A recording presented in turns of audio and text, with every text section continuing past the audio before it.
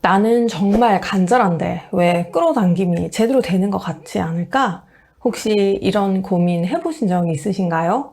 저는 10년 동안 이 질문의 답을 찾지 못해 정말 헤매었습니다. 끌어당김을 해보신 분들은 아시겠지만 끌어당김이 잘 되는 때가 있고 잘 안 될 때가 있어요. 저는 그러다 끌어당김에 실패하는 진짜 이유를 발견하게 되었어요. 바로 제가 놓쳤던 부분은 무의식이었습니다. 몰랐던 저의 무의식을 알고 난 뒤 끌어당김이 굉장히 빠른 속도로 되기 시작하더라고요.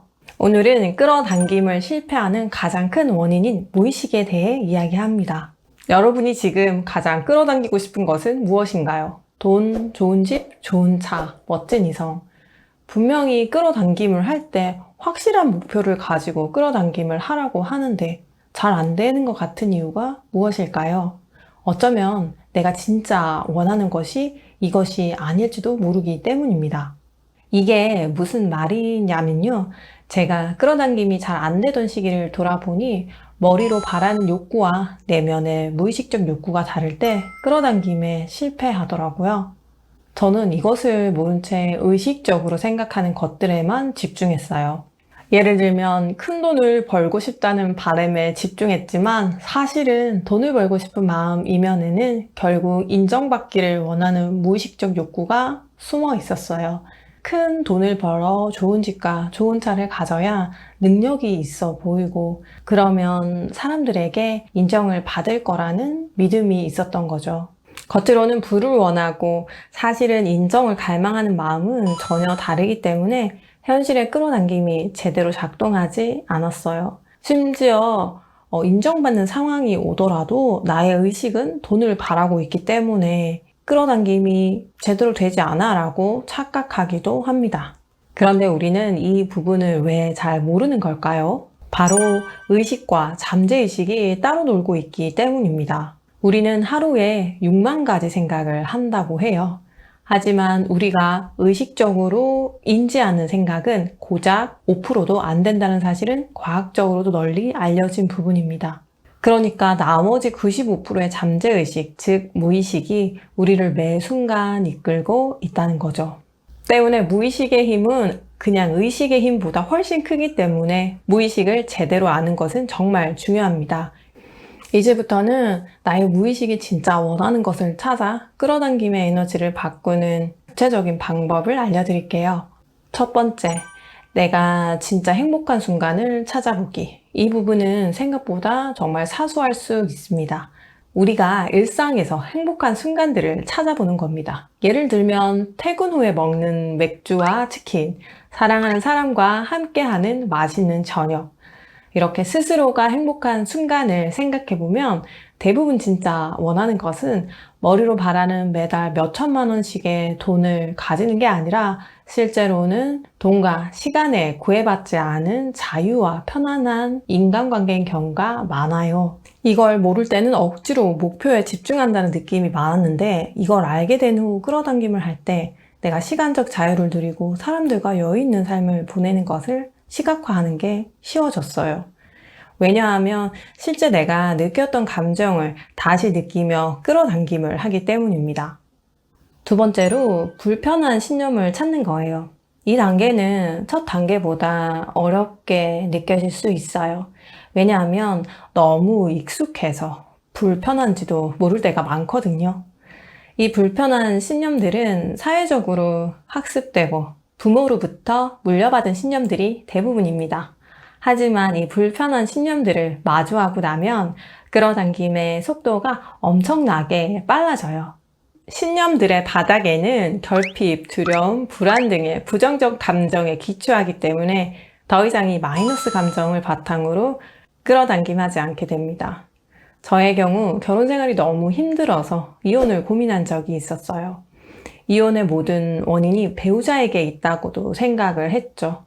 예를 들어 배우자는 당연히 청소를 잘해야 하는데 나의 배우자는 그렇지 않으니까 문제다라고 여겼습니다. 막상 이혼을 결심하고도 실행에 옮기지 못한 저를 발견했어요. 그때 저의 깊은 무의식에는 이혼한 사람들은 문제가 있다는 신념이 있었던 것을 깨달았죠. 누구나 이런 신념들은 하나씩 있잖아요. 나는 적어도 엄마처럼 살지 않을 거야. 나는 아빠 같은 사람을 만나진 않을 거야. 과거의 아픈 경험에 의해 생긴 신념일 수도 있고, 내가 이상적으로 생각하는 나를 목표로 하며 스스로가 만든 강박적인 신념도 있습니다. 이 신념을 마주하는 건 정말 어려운 일이지만 일단 찾게 되면 내 발목에 있는 투명 쇠사슬이 바로 이거였구나 하고 느끼게 돼요. 이 불편한 신념을 쉽게 찾는 질문이 있습니다. 내가 두려워하는 상황은? 내가 싫어하는 사람의 유형은? 부모님이 바라는 나의 모습은? 이런 질문들로 불편한 신념들을 찾을 수 있어요. 세 번째로는 불편한 신념을 수용하기입니다.